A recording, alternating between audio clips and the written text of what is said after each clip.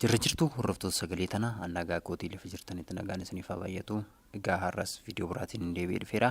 Viidiyoon koo har'aa baay'ee kan isin fayyadu, faayidaa qaba jedhee kanan itti amanu.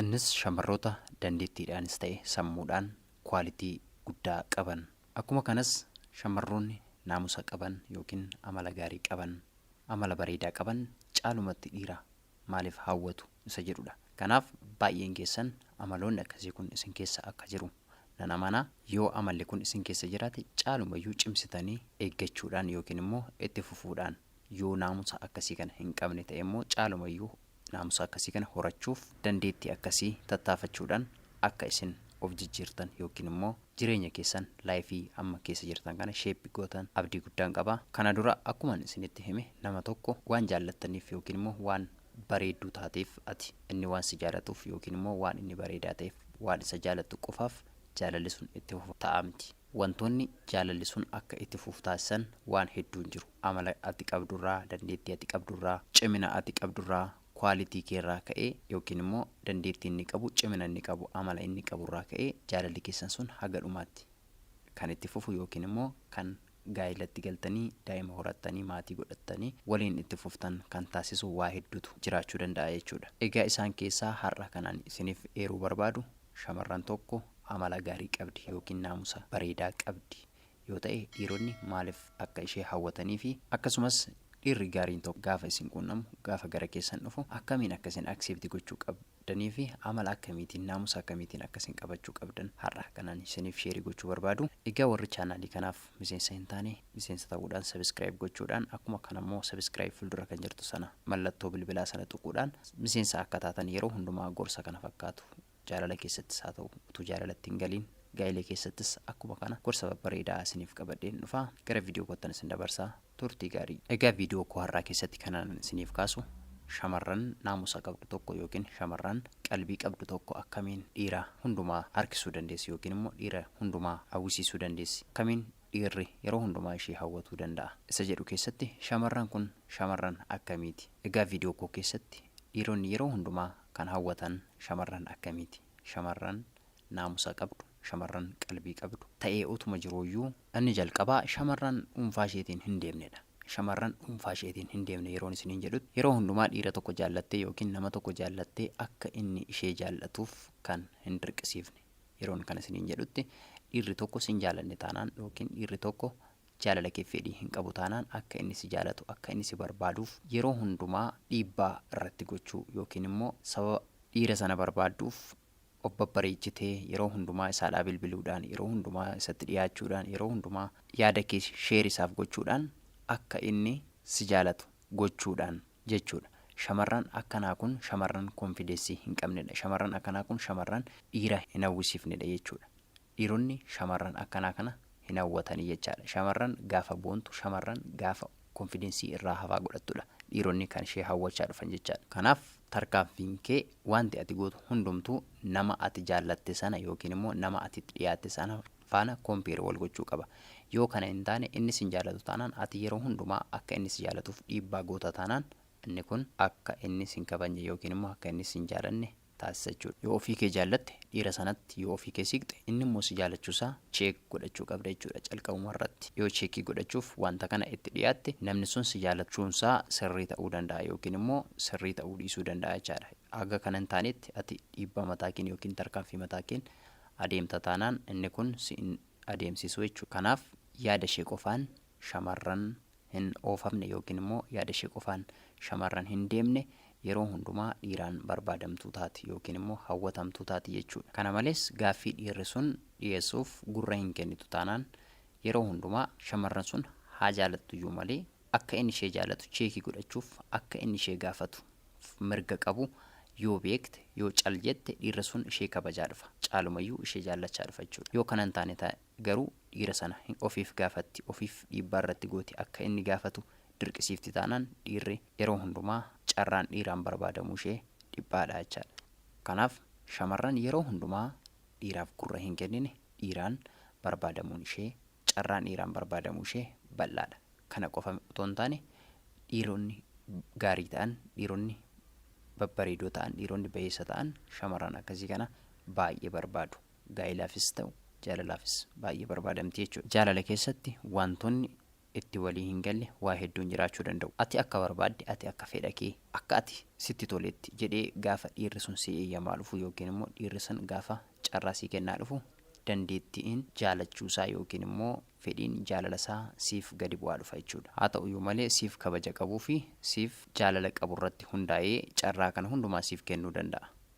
Akka ati carraa kana fayyadamtu si taasisuu danda'a jechuudha. Haa ta'uyyuu malee si bira dhufee yookiin sitti dhiyaatee namni sun kaanfamuu hin qabu. Carraa isaatti fayyadamuu qaba. Carraa gaafachuu, carraa haasa'uu, carraa waan hundumaa irratti hirmaachuu si biraa argachuu qaba jechaadha. Ofii kee qofa carraa sanatti fayyadamuu hin qabdu jechuudha. Isaafis carraa kennuu qabda. Kanaaf jaalala keessatti inni si gaafachuu qaba. Akka inni si gaafatammoo isaaf carraa kennuu qabda. Ofii kee jaalala sana gaafachuu hin qabdu. Ofii kee waan hundumaa sana ofii keetii irratti hirmaachuu hin qabdu jechuudha. Kana jechuun koo hunduma isaa cuftee taa'uu otoo hin taane carraa inni itti fayyadamu isaaf carraa ofii keetti fayyadamtu ofii keef kennuu qabda jechuudha. Amalas itti ta'ee akkana jaalatuuf akkana hin jaalanne cheekiin godha jettis waa biraa fayyadamuun inni kunis dogoggoradha jechuudha. Dhiironni waan si jaalataniif yookiin immoo dhiirri sun waan si jaalatuuf carraa sii banuu danda'a yookiin immoo carraa waan hundumaa sii kennuu danda'a. Deemee garuu sirratti dhiibbaa uumuu danda'a jechaadha wanti kun. Kanaaf waan hunduma kana sirriitti fageessitee kan beekte shamarran sirriitti fageessitee beektu dhiiraan baay'ee barbaadamti, dhiiraan baay'ee hawwatamti jechuudha. Deemsa karaa fagoo deemuufis kwaalitii guddaa qabdi jechuudha. Kanaaf shamarroonni keenya waan akkasii kanarraas of eeggannoo guddaa gochuu qabdu jechuudha. Lafa tokkotti yeroo arginu shamarroonni tokko abbaa manaa isaanii kan abbooman, dhiira kan abbooman, fedhii kan isaanii qofa kan deemsisan, isaaf carraa kan hin kennine, waan hundumaallee kaffaltiis haa ta'u, waan kamillee haa ta'u ofii isaanii kan godhan jechaadha.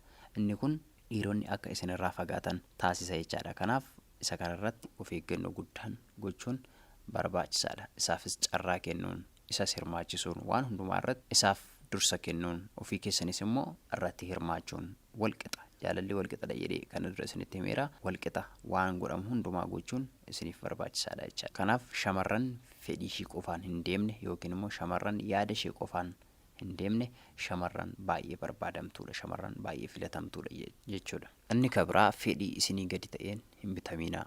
Fedhii isinii gadi ta'e yeroon isinin jedhutti aarii, gadda, dhugaatiis haa ta'u, sigaaraa aarsuus haa ta'u, waan biraayyuu haa ta'u, inni kun fedhii isiniitii gadi ta'edha.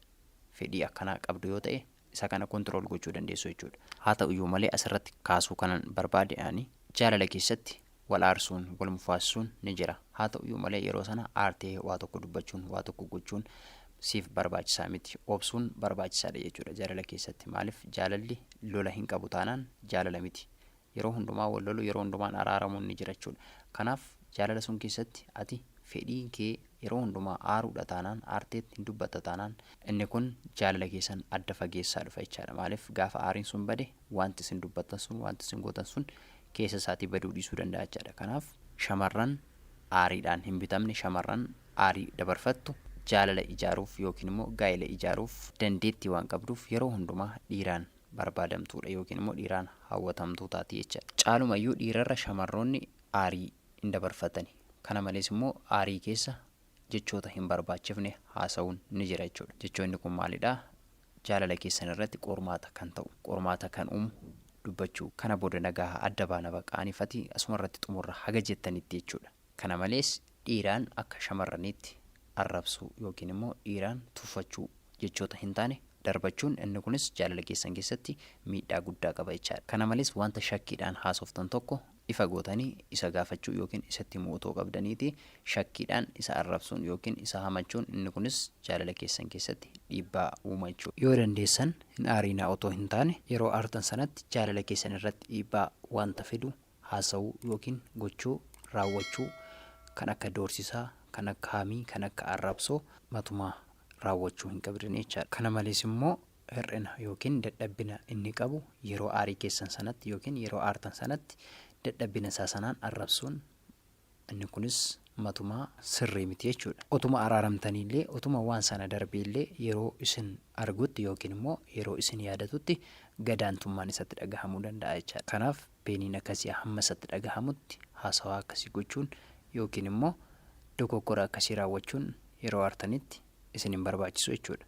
Kana malees immoo yeroo wal tuffiidhaan akkasitti wal arrabsitan kanatti innis immoo kun noormaaliidha jechuudha jedhee isinis boru si arrabsuu danda'a. Yeroo sana isin gidduutti adda ba'uun yookiin adda fagaachuun hin uumamaa jechaadha. Kanaaf yeroo aartan sanatti jecha keessan gocha keessan sirreeffachaa yeroo itti ofirra dabarsitan jiraachuu qabaa jechaadha. Kanaaf gabaabumatti kanan isiniin jechuu barbaade shamarran waan kana hundumaa gootu, shamarran waan kana hundumaa sirriitti qalbii ishee yaada ishee itti kennitee beektu dhiironni baay'ee akka ishee adamsanii fi baay'ee dhiirotaan filatamoo fi jaallatamoo akka isheen taatedha jechuudha kan inni agarsiisu. Kana malees shamarran tokko tokko jiru amma walitti bu'iinsa wal dhabdee akkamiin akka furmaata itti laachuu qaban kan hin beekne jechaadha.